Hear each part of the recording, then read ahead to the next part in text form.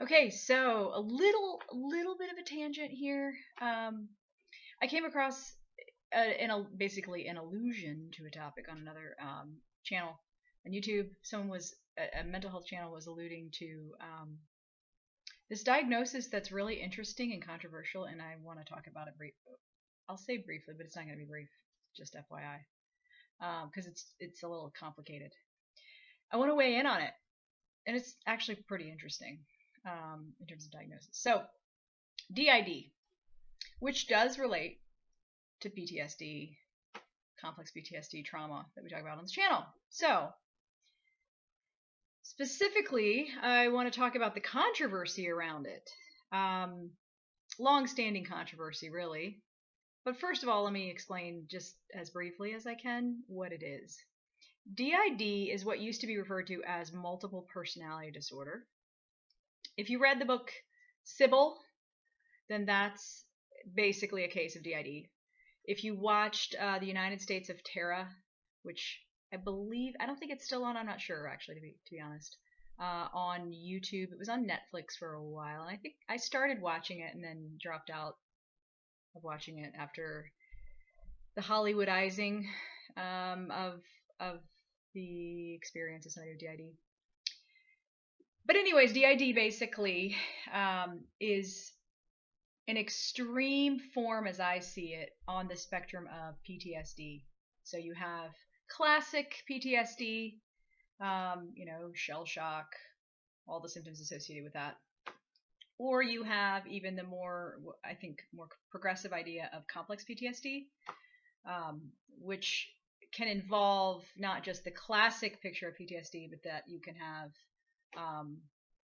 emotional type flashbacks and triggers that are not necessarily identifiable as triggers, because they're connected to emotional states, and so there's not this vision or image in the head of X happening, and like a recurrent dream or something like this, but rather this emotional experience that triggers a flashback, and the person kind of can dissociate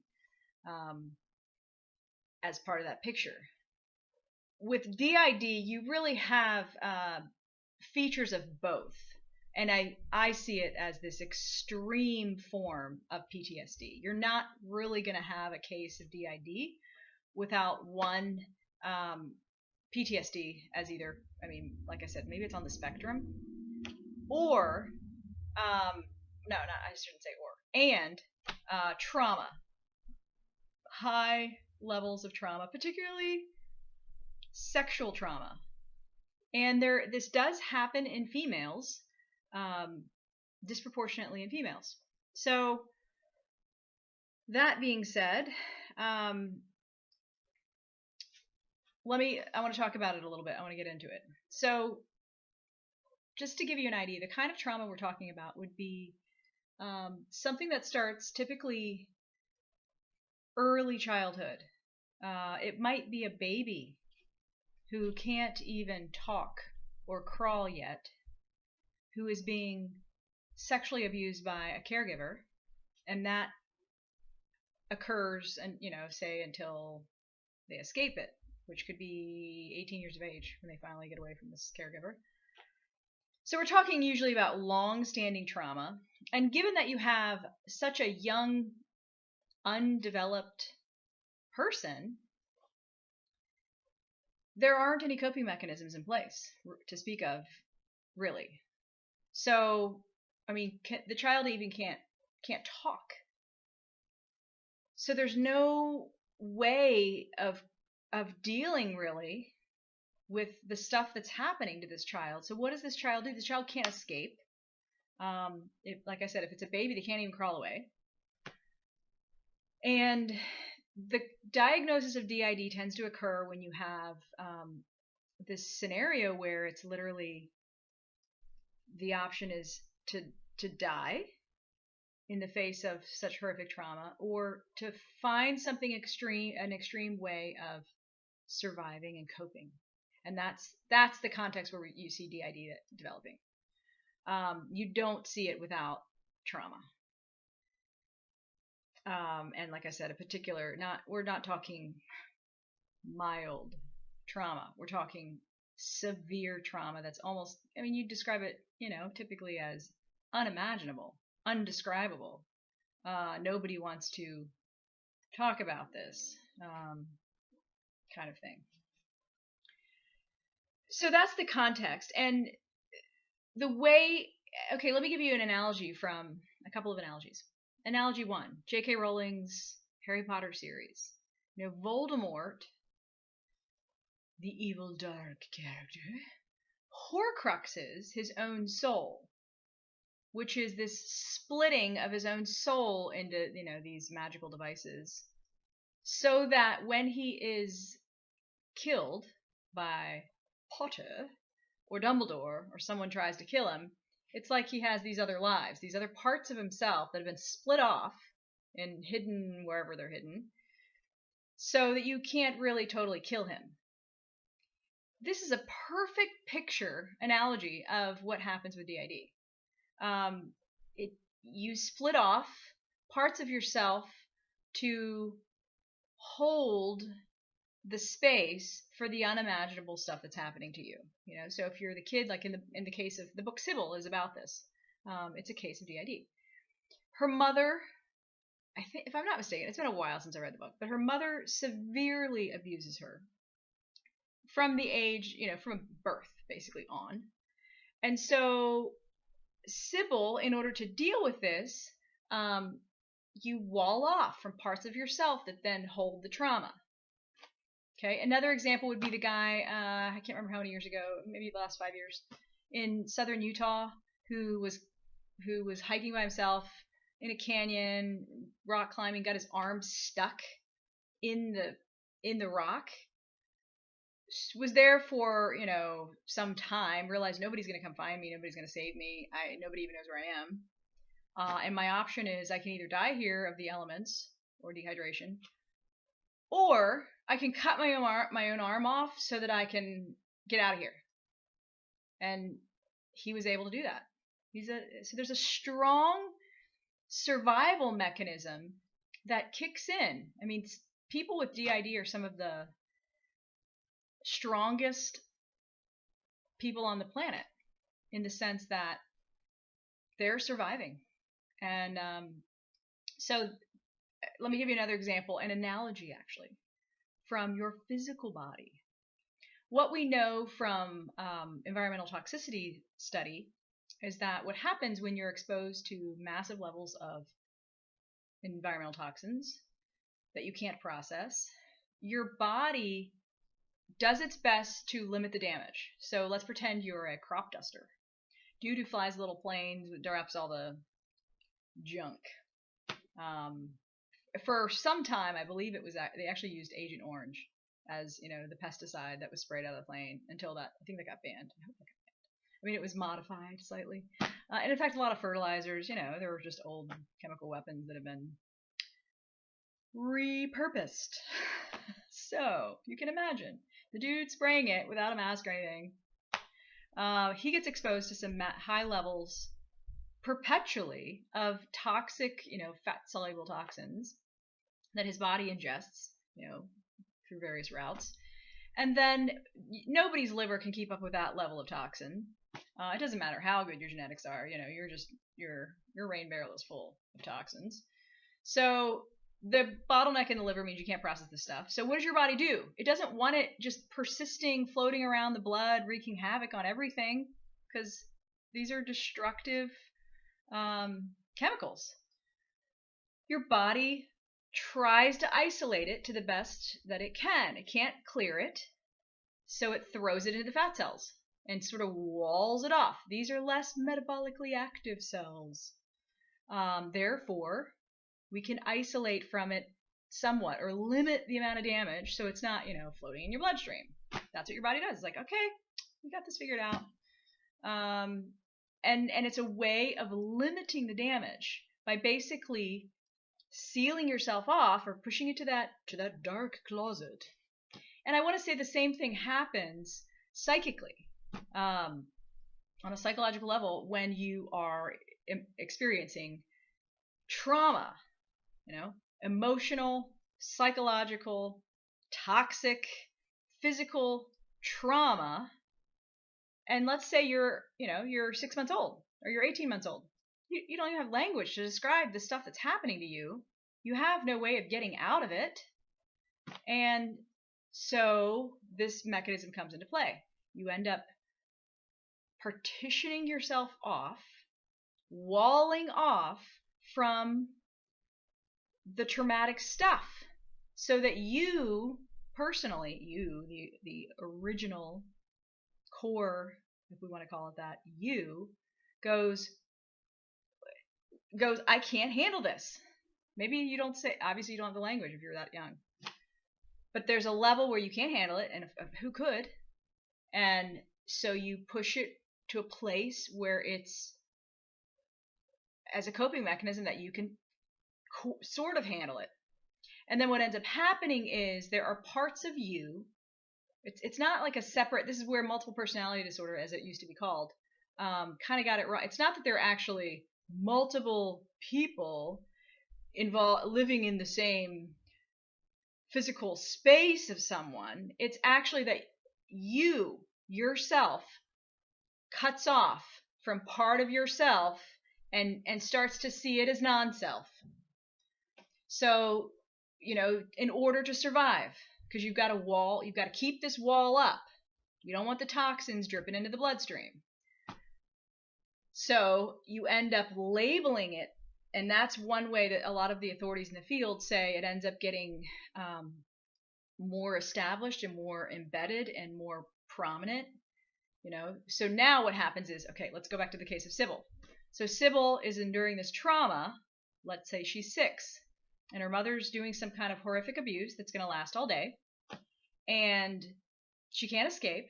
So a part of her that has features that might be able to handle this trauma, let's say the part of her that, we all have parts of us, that is strong-willed and angry, Mary comes out, and it's like, okay, yeah, Mom, I'm going to hit back. I'm 6, and I'm going to punch you in the face. And there's this context where Mary holds the trauma, houses the trauma, because Sybil can't. Sybil is trying to just survive. And so Sybil sort of cuts off from a part of herself that is there enduring the trauma. And therefore she survives. But it's almost like a magnet, though. All the stuff that happens in that context that she experiences simultaneously with the trauma gets balled up into the trauma in this huge ball of wax, or magnet. Let's call it a magnet. So then what happens is you have, when Sybil, as this progresses over time, because like I said, this only happens when you've got like a history of abuse that's 18 years long.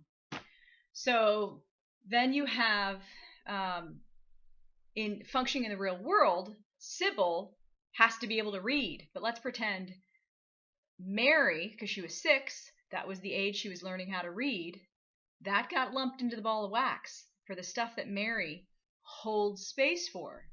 So now it creates this dependency because of the wall, and it's not integrated. So the original person, when it comes up in the real world that they have to read something, it functions like a trigger. And now I've got to read. Oh, and Mary has to be accessed.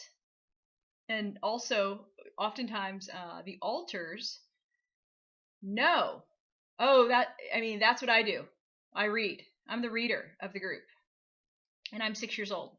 And sometimes it's like they're stuck at those particular ages. They don't develop because they're holding that space for that particular time in life with this massive amount of trauma associated with it. That's what happens in the book Sybil. Read the book. It's great. It's traumatic, so be ready for that. So you have that happening. So the good and the bad all gets linked together, and now there's a dependency that gets created, and the wall can get thicker and thicker. Now, when it comes to DID, some patients, according to the authorities that it's about 50-50% where the walling off is so effective that the original person does not know of the existence of these other parts that sort of take over. Because their experience is they're in the middle of trauma and they basically black out. They're gone. And nobody really fully understands what exactly happens, but that's their experience, is this almost like blacking out, and then some other part endures it for them. It's a part of themselves that takes care of it and handles it. And so that can continue forward in time. So even after they escape the trauma, they experience time periods where it's not just forgetfulness. It's not just this I don't remember what happened kind of thing, but it's like a dementia or a memory loss that is literally not there. I mean, it is completely vacant. And so they will have gaps in time. If you read the book Sybil, she talks about like finding herself on an elevator or suddenly walking in a rough section of town, and she has no idea how she got there. And the way it's understood is that, these other parts take over because something happened. Oh, Sybil needs to be able to read right now. So Mary steps in and does her thing and takes over. Sometimes they come in at the same time. And then that may be when the original core personality has some awareness that these other parts are kind of sort of co-mingling, not necessarily taking over, but present. And part of the healing process then involves, this integration of the various parts and basically taking down the walls, which can be traumatic, because you're removing a coping mechanism that has anesthetized the person from the original person from massive, horrific, awful levels of pain that nobody can handle. I mean, it's on the scale of, like I said, literally where there's a place for, am I going to choose to kind of die because this is the kind of thing that could kill you? Or am I going to somehow partition myself off like Voldemort, Horcrux myself, so that I can survive? So when you're talking about that stuff is going to resurface in the healing process, and it's going to be traumatic. So that's the kind of thing we're talking about. Okay, but I want to talk about a little bit about the controversy. I should probably put in another video, but I'm going to keep going, so this is going to be long, guys. But it's awesome. It's so interesting because history helps us understand stuff. So the whole diagnosis of DID, not formally, but the idea, you can go look back into Greek mythology, Egyptian mythology, and see themes of this idea running all the way through humanity. So it's kind of like we've always had DID, or some variation of it in features, as it's a coping mechanism. Makes sense. Around the time of the birth of modern psychiatry, with an individual you've all heard of, Sigmund Freud, he and his contemporaries actually saw quite a bit of DID. And, so Jung and Brewer and Freud, all these guys are kind of taking cases that from the literature, they actually wrote out a lot of the cases in some of the books that are published. And you can read the cases and see features and go, oh, yeah, that looks very much like what we call DID. So here's what happened. Freud published, I think it was in 1895, he published, and I'm taking this from an awesome book that you should read, by Colin Ross. It was, I think, published in the late 90s, but it's quite valuable, in spite of it being, how many years old is that now? 20 years old? Coming up on 20. So basically, they had cases of DID. Freud is sort of climbing in his prominence as, this emerging field that's getting ready to be birthed. So he and his contemporaries are studying these cases. He writes about, with Brewer, about a bunch of case studies, and almost the entire book is about cases that could be at least on the spectrum, maybe not full blown to the extreme extent DID, but there's certainly a lot of dissociative features and other stuff going on. Trauma. Females that have experienced sexual trauma, largely. They're writing this book. I think it's called. Let me look at the name of it. Something hysteria. Let's see. Studies on hysteria, published in 1895. And kind of leading up to this point, the going theory is that this, I don't even think they have the label DID, but this pattern that they're seeing in these female patients that have a history of sexual trauma is that this is real trauma that they experienced that manifests as this coping mechanism to deal with that trauma. And so their way of trying to treat it and help someone in this case was to try to integrate them, etc. And that was kind of the going mode of evaluating the case.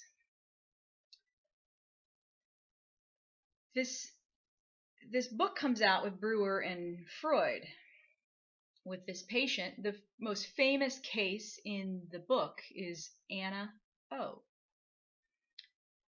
who, as it turns out, is the daughter of a prominent figure in the Viennese society. And in fact, many of these patients that Freud is talking about and utilizing for his case studies are in fact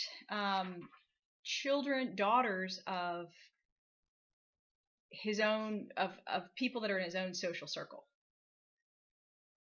in the Viennese circuit. In fact, Anna O's family lives like a block away, like the next street over. She's been at their house. She's friends with Freud's wife.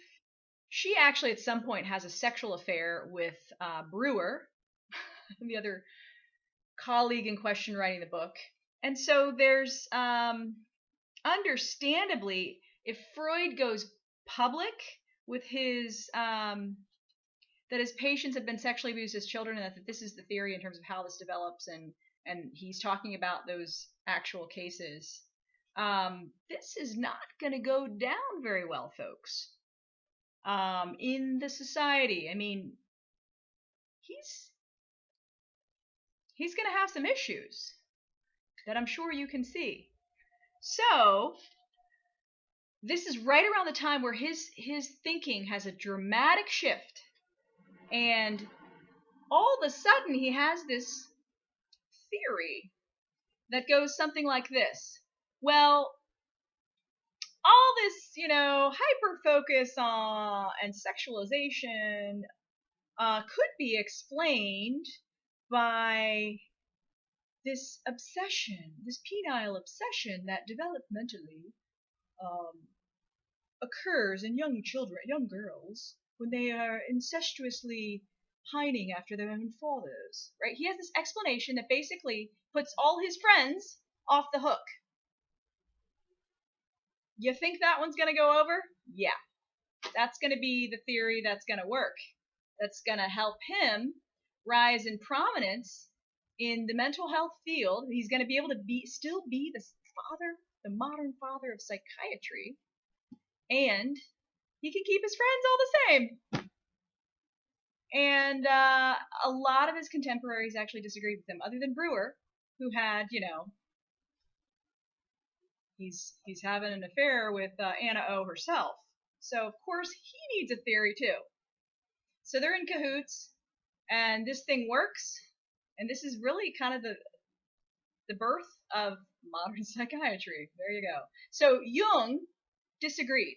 Jung was a student of Freud, and they had a parting of ways, and part of it centered around this controversy that Jung saw DID very much as existing, as a legitimate diagnosis, and he thought it was coming out of this massive amount of sexual trauma, and perhaps some of Jung's own